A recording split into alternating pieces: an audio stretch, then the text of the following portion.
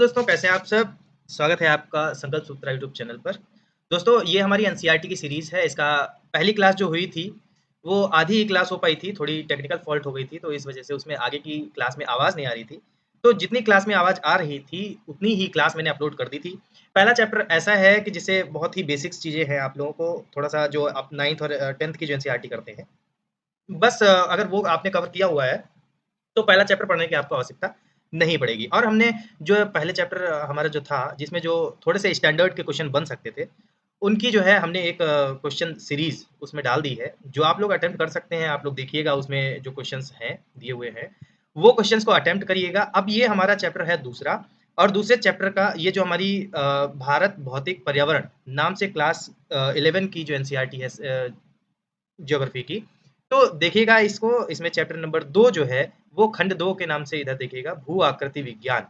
तो इसमें क्या पहला दूसरा चैप्टर जो हमारा आता है, उसका नाम है संरचना तथा भू आकृति विज्ञान। मतलब इसका जो चैप्टर का नाम है, वो है संरचना तथा भू आकृति विज्ञान। ठीक, तो ये हमारा है अध्याय 2।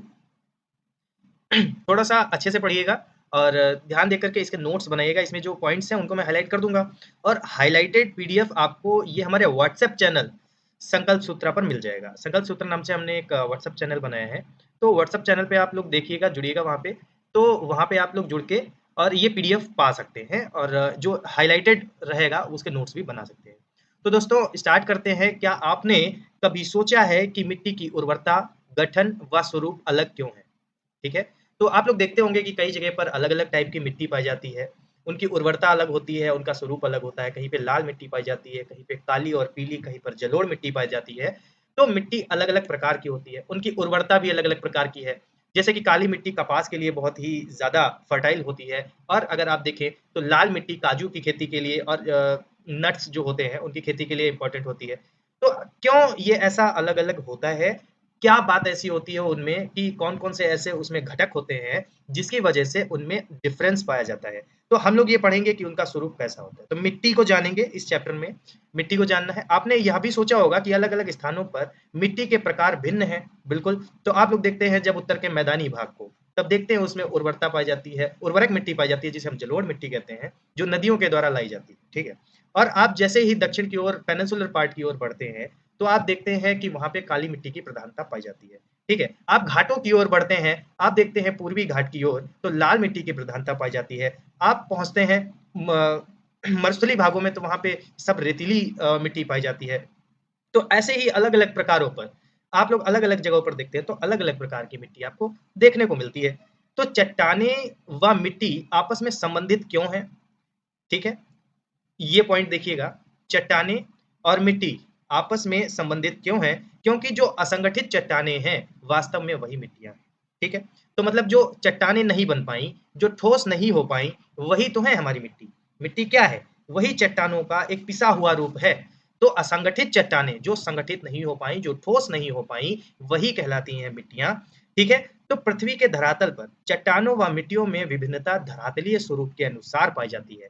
जैसे कहीं पर अगर अधिक ऊंचाई है, तो वहां पर लेटेराइट मिट्टी पाई जाएगी, क्योंकि वहां पर ऊंचाई के ढलानों पर पानी रुकता नहीं है। पानी लगातार जो बारिश होती है, उससे लगातार जो है उसका निक्षालन होता रहता है। तो इस वजह से वहां पर लेटेराइट मिट्टी पाई जाएगी। पृथ्वी के धरातल के चट्टानों व मिट्टियों में विभिन्नता धरातलीय स्वरूप के अनुसार पाई जाती है। तो इसका मतलब ये हो जाएगा कि आपका अगर देखिए कि जो प्लेट्यू रीजन है, जो दक्षिणी भाग है, उसमें काली मिट्टी क्यों पाई जाती है? क्योंकि वो प्लेट्यू रीजन है। और उत्तर के मैदानी भागों में जलोढ़ मिट्टी पाई जाती है। क्यों? क्योंकि स्थलीय आकृति के रूप में अगर देखा जाए, तो वहां पर नदियों की प्रधानता है। तो इस वजह से वहां पे जलोढ़ मिट्टी पाई जाती है।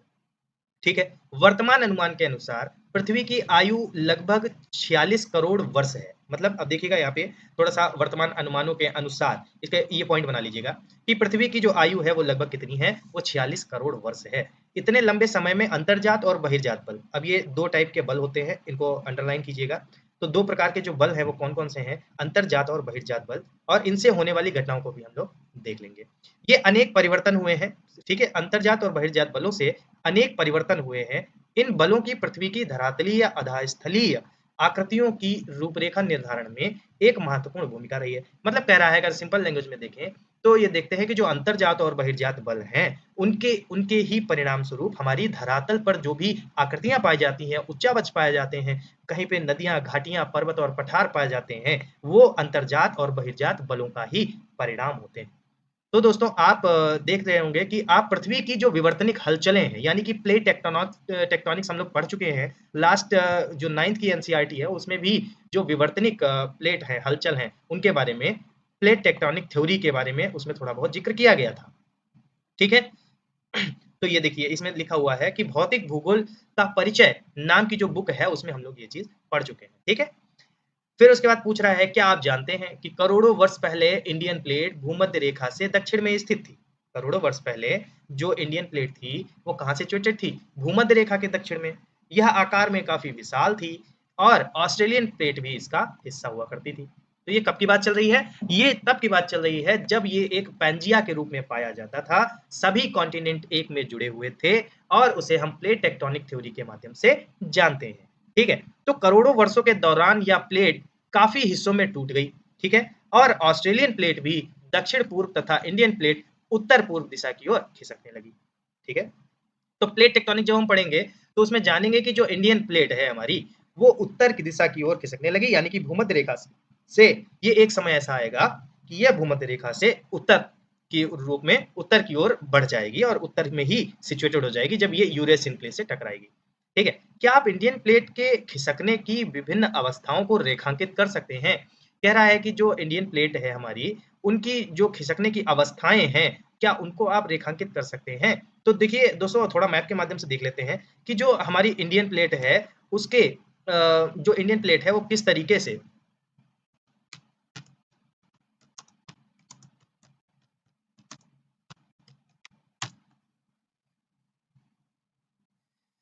तो दोस्तों ये देखिए इस तरीके से जब मैप में हम लोग देखेंगे तो ये पैंजिया के रूप में पाया जाएगा एक समय पर, और धीरे धीरे क्या होता है कि ये देखिए इसमें ये दर्शाया गया है, छोटे से चित्र के माध्यम से हम लोग देख लेंगे कि एक समय ऐसा था कि जब ये भाग देखिए, ये देखिए विस्तार होता गया, विस्तार होता गया। इस फोटो में आप देख सकते हैं इस चीज को।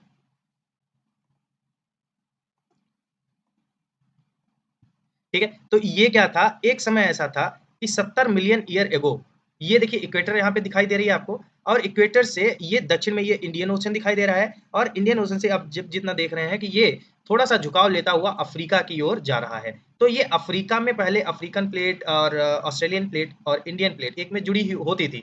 फिर क्या हुआ, इसका ये उत्तर की ओर ये खिसकता गया और एक समय ऐसा आया कि ये जो है इंडियन प्लेट यूरेशियन प्लेट में टकरा गई और यहाँ पर एक माउंटेन रेंज का निर्माण हो गया जिसे आप लोग हिमालय के नाम से जानते हैं। ठीक है दोस्तों? तो ये सिचुएशन थी। ये देखिए इस तरीके से आया, और 10 मिलियन ईयर जो एगो की बात हम करते हैं। अब हर जगह पे आपको अलग-अलग ईयर्स देखने को मिल जाएँगे, तो अलग-अलग लोगों ने अलग-अलग तरीके से बताया है क्योंकि इसका कोई एग्ज़ैक्ट पता नहीं लगा पाए हैं। तो इस चीज़ को देखिए, हम लोगों ने देखा कि फॉर्मेशन ऑफ कैसे हुआ, फॉर्मेशन ऑफ जो इंडियन प्लेट हुआ। ठीक है? तो इंडियन प्लेट के खिसकने की विभिन्न अवस्थाओं को रेखांकित कीजिएगा। ये थोड़ा मैप में देख करके और आराम से इसको बना लीजिएगा।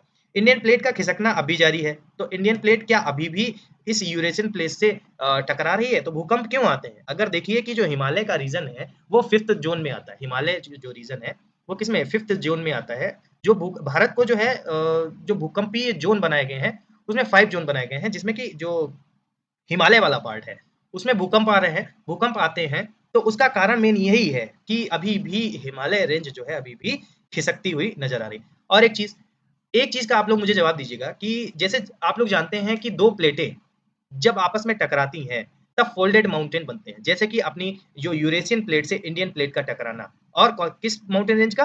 हिमालय माउंटेन रेंज का निर्माण होना। तो आप लोग ये चीज़ जान रहे हैं, लेकिन यहाँ पर कोई भी आप लोगों को देखने को ज्वालामुखी नहीं मिलती है। जबकि आप जानते हैं कि जो ज्वालामुखी की जो आर्क है, वो बनता है, तो जहाँ पर 2 प्लेटें आपस में टकराती हैं और माउंटेन जो प्लेट होती है, वो फ़ोल्ड हो जाती है, और फ़ोल्ड होकर के माउंटेन, जो ब्लॉक माउंटेन होते हैं, वो ऐसे खड्डों से बनते हैं, और जो फ़ोल्डेड माउंटेन होते हैं, वो प्लेटों के टकराने से बनते हैं, आप लोग जानते हैं।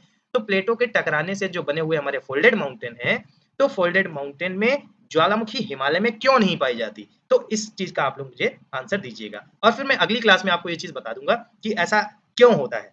तो अभी तक पढ़ते हैं, हमारा इंडियन प्लेट का जो खिसकना है अभी जारी है और इसका भारतीय महाद्वीप उपमहाद्वीप के भौतिक पर्यावरण पर महत्वपूर्ण प्रभाव क्या है? क्या आप इंडियन प्लेट के उत्तर में खिसकने के परिणामों का अनुमान लगा सकते हैं? ठीक है, तो ये पूछ रहा है। फिर कह रहा है कि भारतीय उपमहाद्वीप की वर्तमान जो भूवैज्ञानिक संरचना है व इसके क्रियाशील भू-आकृतिक प्रक्रम है, मुख्यतः अंतर्जनित और बहिर्जन, फिर वही चीज़ आ गई कि जो भी चीज़ें हो रही हैं, वो अंतर्जनित बल और बहिर्जनित बल के कारण हो रही हैं। तो आगे देखते हैं। आगे हम लोग देखेंगे कि इसके परिणाम स्वरूप कुछ चीजें अस्तित्व में आई हैं और कुछ भूवैज्ञानिक संरचना व सेल समूह की विभिन्नता के आधार पर भारत को कितने तीन जो सॉरी तीन जो है वो भूवैज्ञानिक खंडों में विभाजित किया जाता है।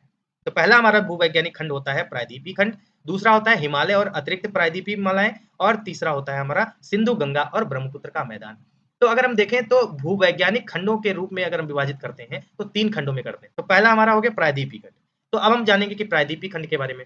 जो प्रायद्वीपीय खंड है, ठीक है, उसकी जो उत्तरी सीमा है, प्रायद्वीपीय खंड है, उसकी जो उत्तरी सीमा है, अब देखते हैं प्रायद्वीप, प्रायद्वीप को देखिए पहले आप, ये है, ठीक है। तो ये जो प्रायद्वीप है, ये पेनिनसुलर है, ये पेनिनसुलर पार्ट में आप जो उत्तरी सीमा इसकी देखेंगे तो ये एकदम कटा-फटा है, बहुत ज़्यादा कटा-फटा, ऊपर नीचे ऐसे-ऐसे देखिएगा, ये कटा-फटा है, ठीक है। मैप में आपने देख लिया। फिर यहाँ पे ये कह रहा है कि ये उत्तरी सीमा जो है बहुत ही कैसी है, कटी-फटी है, जो कच्छ से आरंभ होकर के अरावली पहाड़ियों के पश्चिम से सॉरी दोस्तों, अरावली के पहाड़ियों के पश्चिम से गुजरती हुई दिल्ली तक, दिल्ली में जो रेंजेस पाई जाती हैं, और फिर यमुना व गंगा के समानांतर राजमहल की पहाड़ियों तक जो है गंगा डेल्टा तक जाती है। तो आप देखिए मैप में आपने देखा कि ये देखिए यहाँ पे जो रेंज पाई जाती हैं वो कौन सी, अरावली, ये राजस्थान का पार्ट है और राजस्थान में ये अरावली रेंज यहाँ पे पाई जाती हैं, आपको मिलेंगी। और फिर ऐसे यहाँ तक, यहाँ पे महानदी, ये देखिए महानदी तक आपको ये पूरा प्लेटू पार्ट मिल जाएगा, ठीक है। तो आपने ये लोकेशन देखी। दूसरा ये देखिए, ये डेक्कन प्लेटू इस तरीके से रेंज में फैला हुआ है। डेक्कन प्लेटू ये है, ईस्टर्न प्लेटू ये है, और पूरा प्लेटू रीजन अगर आप लोग देखेंगे तो ये माउंटेन रेंज यहाँ पे अरावली से लेके और एकदम दक्षिण तक, जहाँ पे नीलगिरी की पहाड़ियां हैं वहां तक आपका ये मिल जाएगा, ठीक है। तो मैप के माध्यम से हम लोगों ने देख लिया। फिर कह रहा है कि इसके अतिरिक्त उत्तर पूर्व में कार्बी एंगलोंग का पठार, ठीक, उत्तर पूर्व में कहा, मेघालय में जो है ये सिचुएटेड है, कार्बी एंगलोंग का पठार, ठीक है, वह मेघालय का पठार, तथा पश्चिम पश्चिम राजस्थान में भी इसके खंड का विस्तार है, ठीक। तो अगर हम देखें कि जो प्रायद्वीपीय खंड है वो कार्बी एंगलोंग का पठार जो मेघालय के तट तक आपको मिल जाएगा, और मेघालय का पठार भी इसी का भाग है, ठीक। पश्चिम में अगर देखें, पश्चिम बंगाल में मालदा गैप, जिसे हम मालदा भ्रंश के नाम से जानते हैं, वो उत्तर पूर्वी भाग में स्थित मेघालय व कार्बी एंगलोंग पठार को छोटा नागपुर के पठार से अलग करता है। स्टेटमेंट में बनेगा कि जो उत्तर जो पश्चिम बंगाल में है, अच्छा आप लोग इस चीज का भी आंसर दीजिएगा कि जब पश्चिम बंगाल पूर्व में सिचुएटेड है तो वो पश्चिम बंगाल क्यों है, ठीक। इस चीज को आंसर दीजिएगा कि उसे हम पश्चिम बंगाल क्यों कहते हैं, ठीक। ये हमारा मॉडर्न इंडिया से आपको हिस्ट्री में आप जाएंगे तो पता चल जाएगा, अब शायद आप समझ भी गए होंगे। तो मालदा भ्रंश जो है, ठीक, मालदा गैप किन किन के बीच में है, तो ये जो है वो मेघालय व कार्बी एंगलोंग का जो पठार है उसको छोटा नागपुर के पठार से अलग करता है, ठीक। तो मालदा गैप किसके किसके बीच है, मेघालय कार्बी एंगलोंग के पठार और छोटा नागपुर के पठार के बीच में है मालदा गैप, ठीक। फिर राजस्थान में यह प्रायद्वीपीय खंड जो है वो मरुस्थल व मरुस्थल सदृश स्थलाकृतियों से ढका हुआ है, ठीक। यानी कि मरुस्थल में भी इस प्रायद्वीप का पार्ट पाया जाता है, लेकिन वो स्थलाकृतियों से ढका हुआ है, मरुस्थल से ढका हुआ है। ठीक है, यहाँ तक कर लिया। कोई भी डाउट, कोई भी क्वेश्चन आप लोग कमेंट बॉक्स में पूछ लीजिएगा, जो भी आपको डाउट है, जो भी आपके आपका सजेशन है वो आप हमें अपने कमेंट बॉक्स में दे सकते हैं। तो दोस्तों आगे कह रहा है कि प्रायद्वीप जो है वो मुख्यतः प्राचीन व नाइस व ग्रेनाइट से बना है। किससे बना है, अभी देखिए हम लोगों ने कल जो DSSB के क्वेश्चन कर रहे थे तो उसमें हम लोगों ने जाना था कि जो प्रायद्वीप है वो किन चट्टानों से बना हुआ है, तो वो ग्रेनाइट से बना हुआ, नाइस व ग्रेनाइट से बना हुआ है, ठीक है। तो कैम्ब्रियन कल्प से यह भूखंड एक कठोर खंड के रूप में बना हुआ, किस कल्प से, कैम्ब्रियन कल्प से, ठीक है। अपवाद स्वरूप पश्चिमी तट पर समुद्र में डूबा होने के और कुछ हिस्से विवर्तनिक क्रियाओं से परिवर्तित होने के उपरांत भी इसे भूखंड में वास्तविक आधार तल पर प्रभाव नहीं पड़ा है। इंडो ऑस्ट्रेलियन प्लेट का हिस्सा होने के कारण यह ऊर्ध्वाधर हलचलों के खंड भ्रंश से प्रभावित है, ठीक। और कह रहा है कि नर्मदा, तापी और महानदी की रिफ्ट घाटियां और सतपुड़ा ब्लॉक पर्वत इसके उदाहरण है। अब कह रहा है, अब देखिए इसको हम मैप के माध्यम से आपको बताएंगे क्या है। मैप में देख लीजिए, मैप में ये चीज यहाँ पे देखिए, ये चीज देखिए। तो इस मैप में जब आप देख रहे होंगे तो ये प्लेट्यू का जो विस्तार है तो ये है इस तरीके से, ये एक बीच में एक कटा हुआ भाग आ गया, इतना इतना अंदर तक गैप हो गया यहाँ पर, यानी कि ऊंचाई नहीं है बिल्कुल भी। और ये तापी का भी गैप है यहाँ पे, और ये इधर महानदी का भी गैप है। तो इसका मतलब ये है कि ये जो प्लेट्यू भाग है ये कटा फटा भाग है। तो उसमें अगर हम देखेंगे तो जो भी कटा भाग जो गहराई में नदियों का जो है अपवाह स्वरूप बनता है उसे हम रिफ्ट कहते हैं। क्या कहते हैं? रिफ्ट कहते हैं। तो जैसे नर्मदा यहाँ पे आप लोग देख पा रहे होंगे कि नर्मदा, थोड़ा सा जूम कर लेते हैं, ये देखिए। तो जो नर्मदा है यहाँ पे नर्मदा लिखा हुआ है, तो ऊपर विंध्य विंध्य पर्वतमाला है, नीचे सतपुड़ा पर्वतमाला है। तो ये सतपुड़ा पर्वतमाला के और विंध्य पर्वतमाला के बीच में बहती है नर्मदा नदी। ठीक है, नर्मदा नदी। उसके बाद में अगर सतपुड़ा के दक्षिण में देखेंगे आप लोग, यहाँ पे एक तापी नदी, आपको ताप्ती जिसे हिंदी में कहते हैं, तापी कहते हैं। ठीक है, तो दो ऐसी नदियां हैं जो रिफ्ट घाटी में होकर के, आप समझ गए होंगे, आप लोग पढ़ते होंगे कि रिफ्ट वैली से होकर के गुजरती हैं, रिफ्ट वैली से। तो इसका अर्थ क्या होता है कि जो पर्वतमालाएं हैं, जैसे कि यहाँ पे विंध्य पर्वत श्रेणी है और सतपुड़ा पर्वत श्रेणी है, उनके बीच में एक बहुत ही गहरा गैप है, इसे ही हम रिफ्ट वैली कहते हैं। अब दूसरे मैप के माध्यम से आप देख लीजिए कि रिफ्ट वैली कैसे काम करती है। देखिए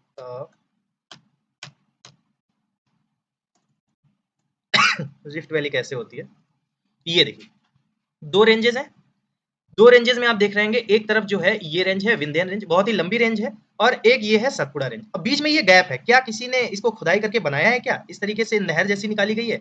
नहीं, ये नेचुरल है। आप देखिए कि यहाँ पे एक सतपुड़ा रेंज है और ये कोई 2-4 किलोमीटर तक नहीं है, बहुत ज्यादा लंबाई है, सैकड़ों किलोमीटर की लंबाई है। नर्मदा सोचो, पूरी नर्मदा रिवर ही इस रेंज के बीचों बीच बहती है। ठीक है, तो इधर एक तरफ आप लोग देख पा रहे होंगे कि विंध्यन रेंज है, और एक तरफ देख पा रहे होंगे कि सतपुड़ा रेंज है। उसके बीच में जो घाटी से बह के आ रही है नर्मदा रिवर है। ठीक, तो नर्मदा रिवर रिफ्ट वैली से होकर के गुजरती है। आप लोगों ने देख लिया रिफ्ट वैली क्या होती है। तो उसके बाद में सतपुड़ा ब्लॉक पर्वत। अब देखिए ये जो दोनों ब्लॉक पर्वत आपको जो रेंज दे रखी थी सतपुड़ा, अभी हमने जो पर्वत श्रेणी बताई, वो एक ब्लॉक पर्वतों की रेंज है। ठीक है, उसके बाद में जो प्रायद्वीप में मुख्यतः अवशिष्ट जो पहाड़ियां हैं, जैसे कि अरावली, नल्लामाला, जवादी, वेलिकोंडा, पालकोंडा और महेंद्रगिरी, आप लोग इनके नोट्स बना लीजिएगा।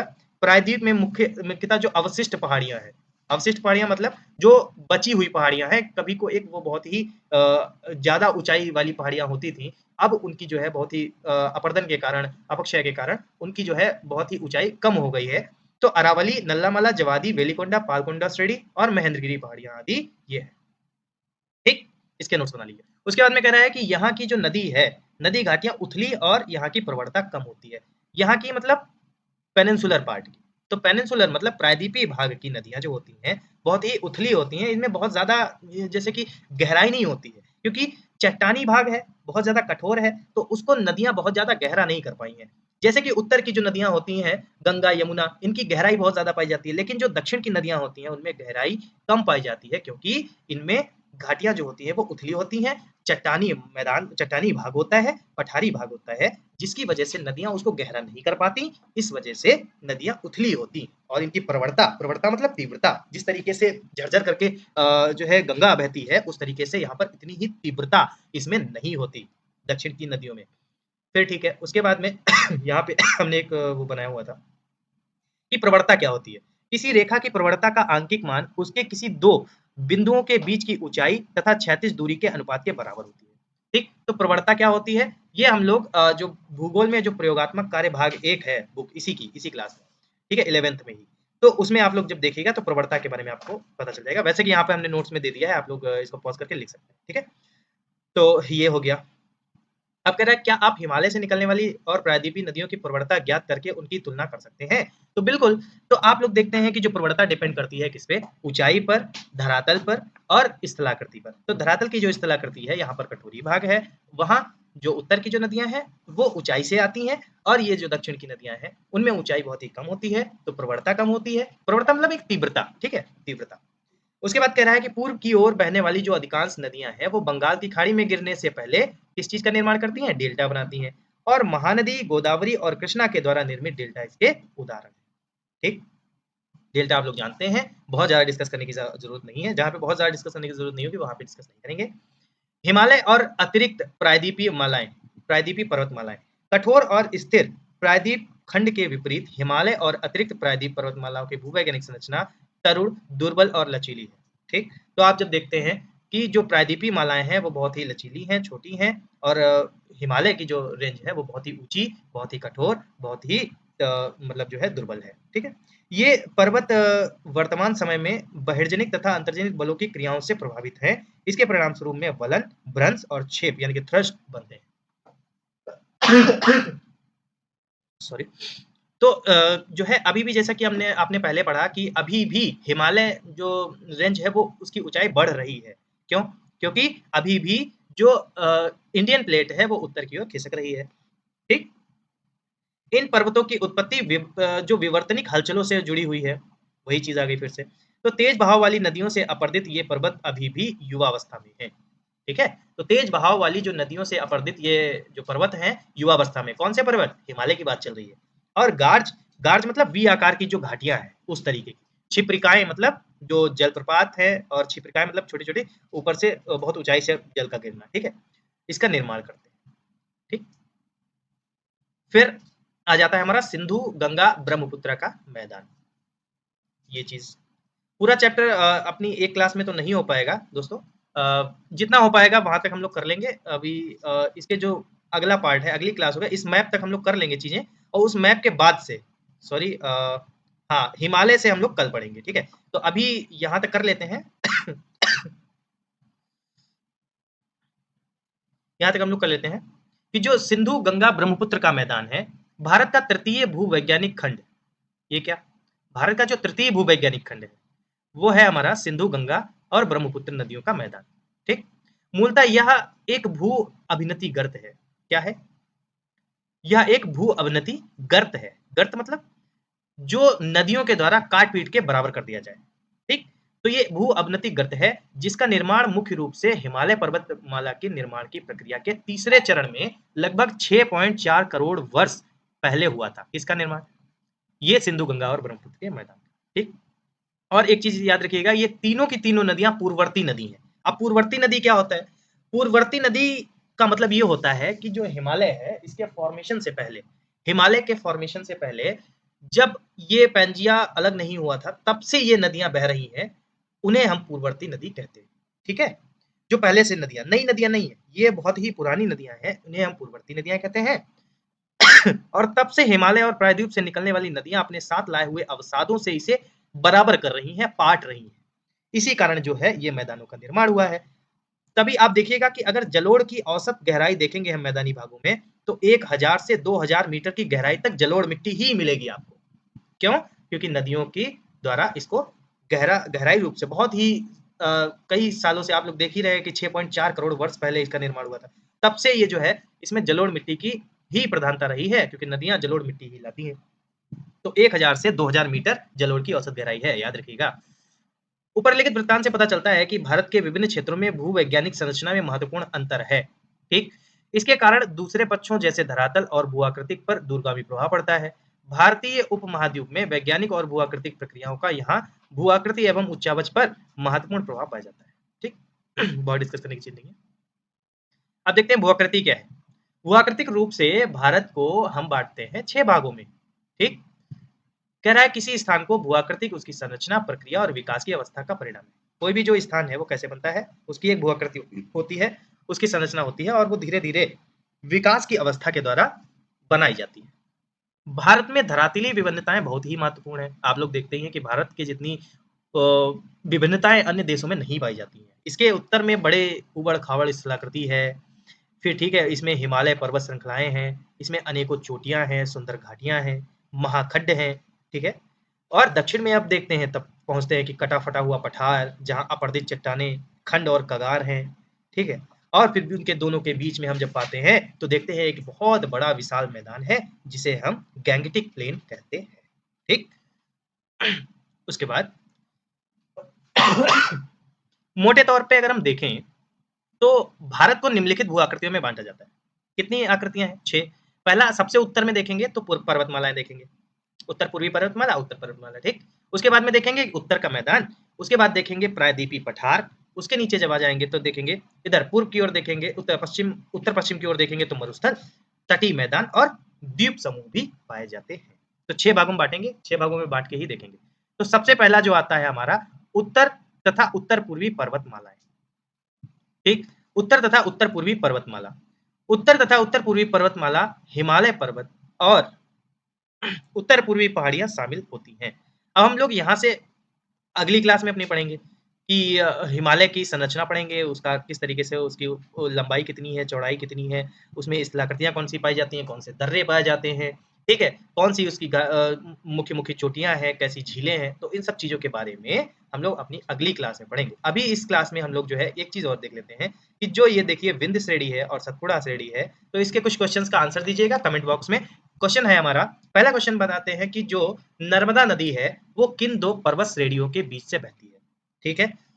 उसके बाद इसी मैप को आप देखिएगा और इसमें बताइएगा उत्तर से दक्षिण की ओर अगर हम लगाते जाएं तो मालवा पठार, विंध्य श्रेणी, महादेव पहाड़ियां, मैकाल श्रेणी, सतमाला श्रेणी, अजंता श्रेणी और सतपुड़ा पर्वत श्रेणी, इनको आपको कैसे उत्तर से दक्षिण की ओर लगाना है और कमेंट बॉक्स में आपको ये लिखना है। ठीक है?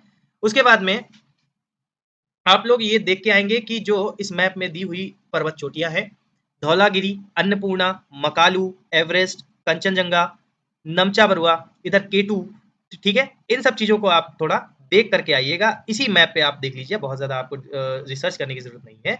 बाकी इस मैप को अच्छे से एनालाइज़ कीजिएगा। मैप के माध्यम से जितना ज़्यादा आप पढ़ेंगे, उतना ही आपके दिमाग में चीज़ें बैठ जाएँगी। तो दोस्तों जो छोटी-छोटी चीज़ों के नाम इसमें आए थे कि जैसे अरावली श्रेणी है, जो विंध्य श्रेणी है, अभी इस चैप्टर में किस-किस चीज़ के नाम आ रहे हैं, उनको आपको देख के आना है, पढ़ना है, उनके बारे में पढ़ना है। अरावली श्रेणी हो गई, सतमाला, अजंता, सतपुड़ा, इन सब चीज़ों के बारे में पढ़ना है। मैकाल श्रेणी और नर्मदा कहाँ से निकलती है, ताप्ती कहाँ से निकलती है, इन 2 नदियों की बात हुई। इसमें बात हुई गंगा नदी की, गंगा नदी कहाँ से निकलती है, उसके बारे में आप लोग बताएँगे, ठीक है? गंगा नदी जो है कहाँ से निकलती है और कहाँ पर 2 नदियों के मिलने से गंगा बनती है, ठीक है? या हम इस तरीके से पूछें कि देवप्रयाग में कौन-कौन सी 2 नदियाँ मिलती हैं, जिससे गंगा का निर्माण होता है, ठीक? तो थोड़ा इन चीज़ों को आप देख कर के आइएगा और जिस तरीके से हमने इसमें मैप आपको दिखाए हैं, उन सभी मैपों को ज़रा पॉज़ करके, उनका एनालाइज़ करके और उनके नोट्स बनाइएगा। तो दोस्तों DSSB का आपका एग्ज़ाम है और जो एनसीईआरटी इसमें कराई जा रही है, वो सभी लगभग आपकी 100% एनसीईआरटी कराई जा रही है। तो इसका कोई भी इस तरीके से आप ना लें कि केवल किसी एक एग्ज़ाम को लेकर के ये है।